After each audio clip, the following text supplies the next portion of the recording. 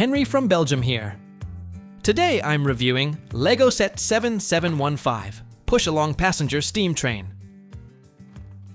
Released in 1985 as an entry-level model without a motor, it was designed with expandability in mind. The set includes 449 parts, 5 minifigures, and a small platform. Although 7715 is often overlooked in favor of larger motorized trains, like 7740 or 7750, it offers a unique blend of classic building style, playful features, and realistic details.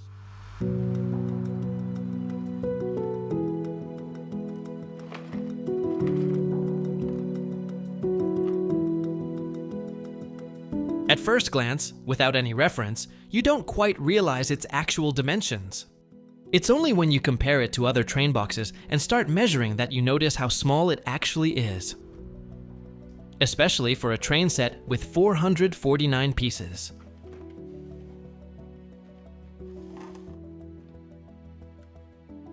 The front shows a dynamic scene with the train riding on the iconic grey tracks.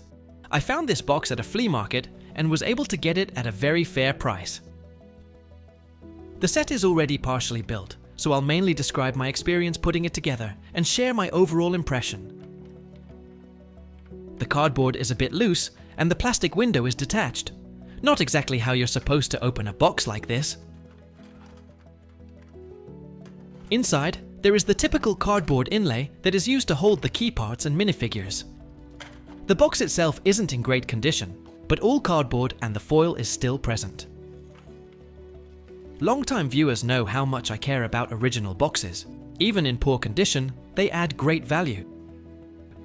They capture a certain era, the artwork evokes nostalgia, and the extra images are always fun to explore.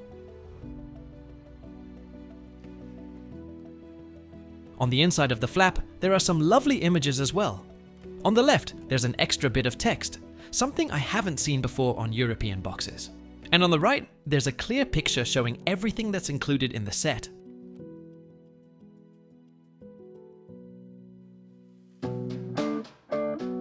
On the front of the manual, you see the track layout you can build. It appears to use only curved rails, forming a basic circle. I unfortunately discovered that the third page is completely scribbled over in pen. It's hard to remove. Maybe with a special eraser. I'll have to see. Thankfully, the rest of the manual still looks clean and has a clear, well-organized structure.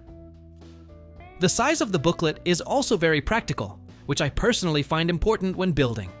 The steps are clearly divided. First the locomotive, then the 2 wagons, and finally the platform. What really adds value to this manual is that it includes instructions for an alternate build, a completely different locomotive and 2 freight wagons. It's definitely worth trying out later and gives the set some genuine extra value. You don't often see manuals offering alternate models like these.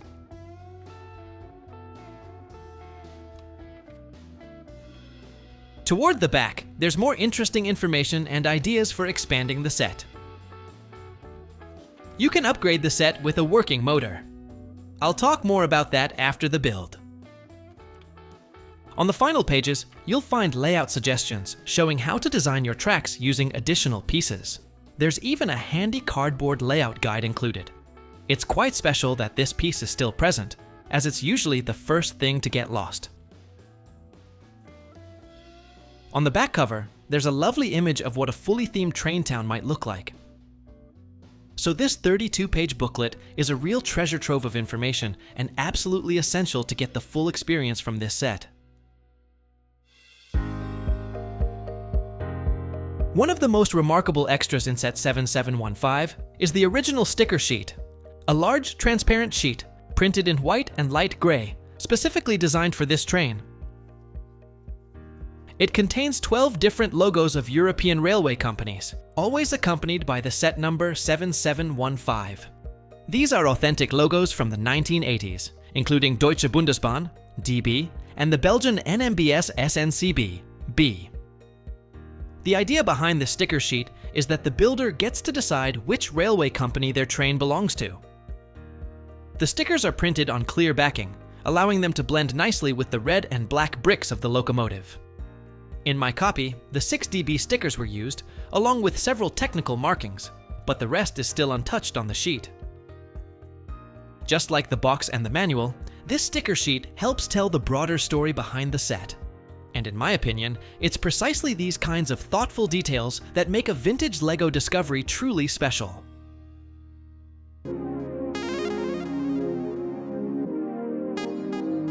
The set includes 5 minifigures, 3 train passengers, 1 train driver, and 1 conductor.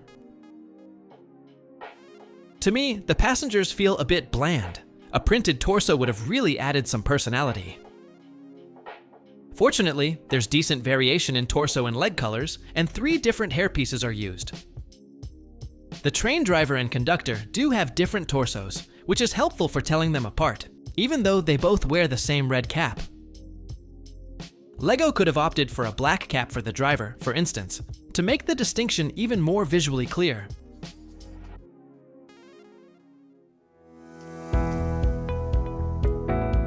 This set is part of the iconic grey era of the 12-volt train system, named after the color of its tracks.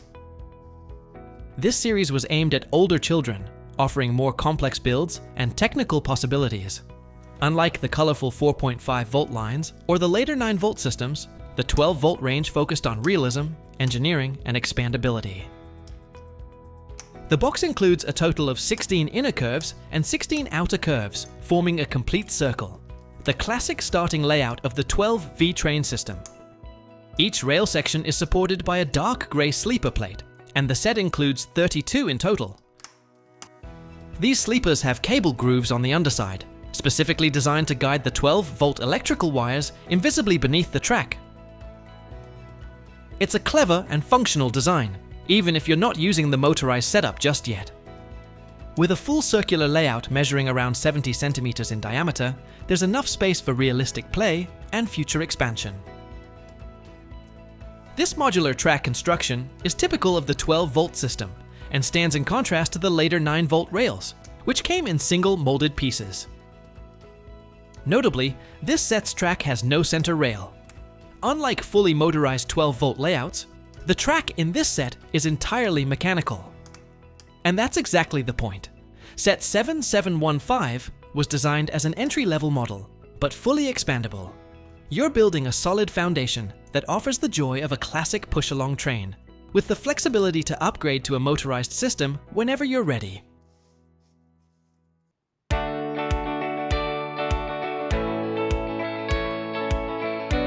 The locomotive is built on a train base 6x16 with cutout, a red variant that was only used in 3 sets total.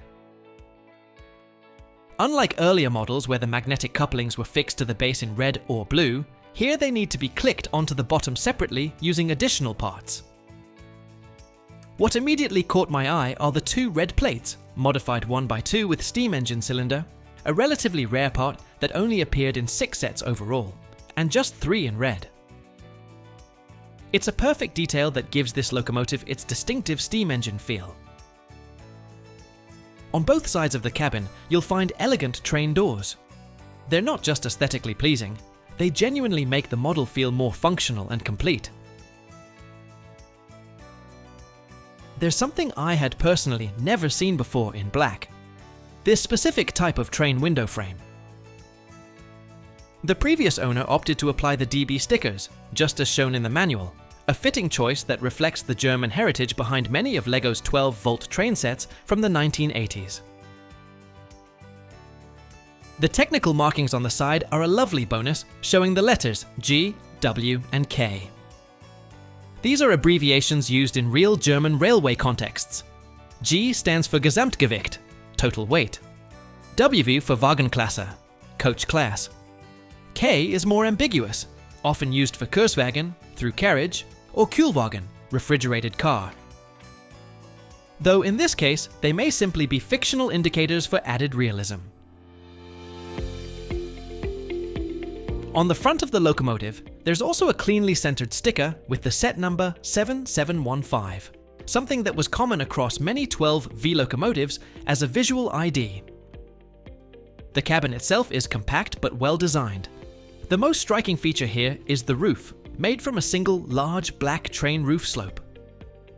A part that only appears in 6 sets total. It fits the shape of the steam engine cabin perfectly and avoids any visual seams or gaps. Inside, there's ample space for the train driver. He even gets an actual control panel, thanks to a printed slope brick with navigation instruments, a part introduced in 1985 and found in only 22 other sets. The nose is also well designed, with additional slope bricks, and I noticed some extra detailing like a chimney, trans-clear bricks at the front, 2 nice mini ladders, trans-clear plates at the back, and even a play feature with shutters, which adds a touch of realism. While it's a relatively simple build, you can feel at every step that this locomotive was designed with character. The colors, the stickers, the choice of parts, everything breathes that distinct 12-volt atmosphere. And even though it came to me half-assembled, it's been a real joy to rediscover this model piece by piece.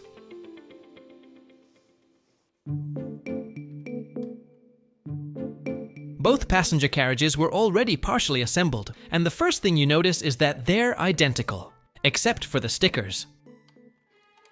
One carriage is marked with the number 1 for first class, the other with a 2 for second class. I can imagine that building both can feel a bit repetitive or less challenging, but on the other hand, mixing different carriage styles would quickly look messy or inconsistent. Here I see the same type of window frame, but in red, combined with larger windows and the same type of door as used on the locomotive.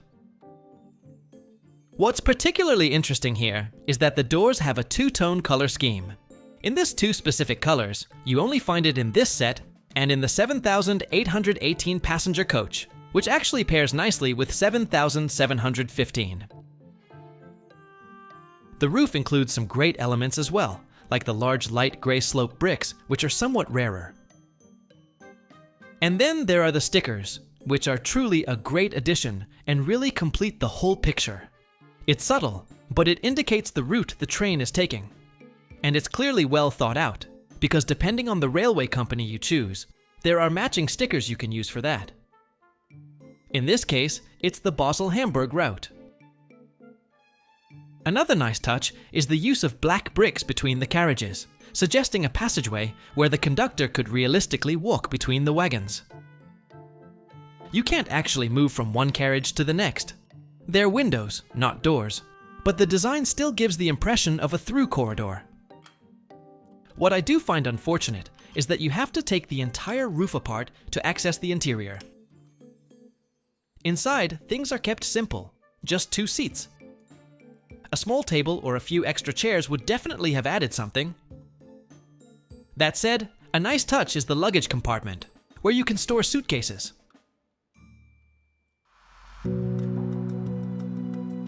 It's a solid, realistic, and functional design with a pleasant color scheme.